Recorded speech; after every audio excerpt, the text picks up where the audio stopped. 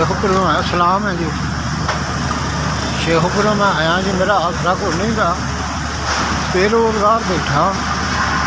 Rent से मकान है मेरा, 3 महीने का मेरा तो किराया भी चढ़िया। मजदूरी करता जी मिस्त्रियों के नाल, डिग्गा वा मैं।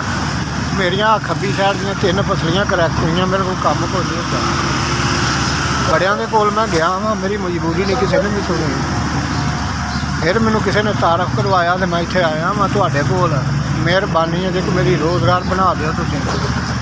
चलो मैं अपना रोटी की बुरकी कमावां ते नाले मैं अपना कर्जा लावां ते नाले अपना खावांगा, दुआवां दांगा तुहानूं। मैनू जी कोई रेहड़ी लै दिओ, सो मेरा आसरा बन जाएगा। कोई सौदा पा दिओ, कोई फ्रूट, मैं चलो उत्थे बह के अपना काम करदा रहांगा। मेहरबानी है तुहाडी, खुदा तुहानूं बहुता देवे।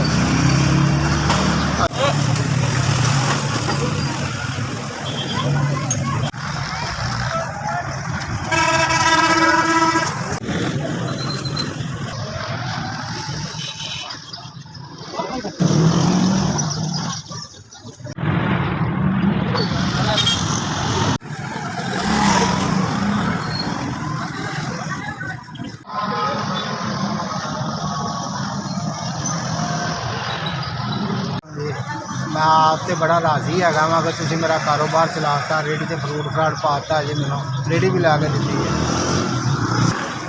4000 का जी। तुसीं फ्रूट लै के दिता मैनू 4000 का जी। मैनू फ्रूट लै के दिता, 8000 की रेहड़ी लै के दी है, 500 का सफरा लै के दिता जी। मेरी दुकानदारी सज गई है, बहुत सोहना काम हो गया। मैं दिलों दुआवां करन दिया जी, अल्लाह पाक तुहानूं रंग लावे, अल्लाह पाक इस ज़्यादा देवे जी।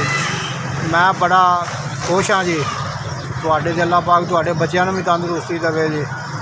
हाँ जी, शाम तक जी मैं सौदा इत्थे ही बेचना। मैं हुण शाम को फिर मैं लै जाऊँगा जी उत्थे शेखूपुरे। फिर मैं शेखूपुरे जाके तो उत्थे अपना रोज़ी कमावांगा, तुहानूं दुआवां देवांगा, तुहाडे बच्चों सलाम करांगा।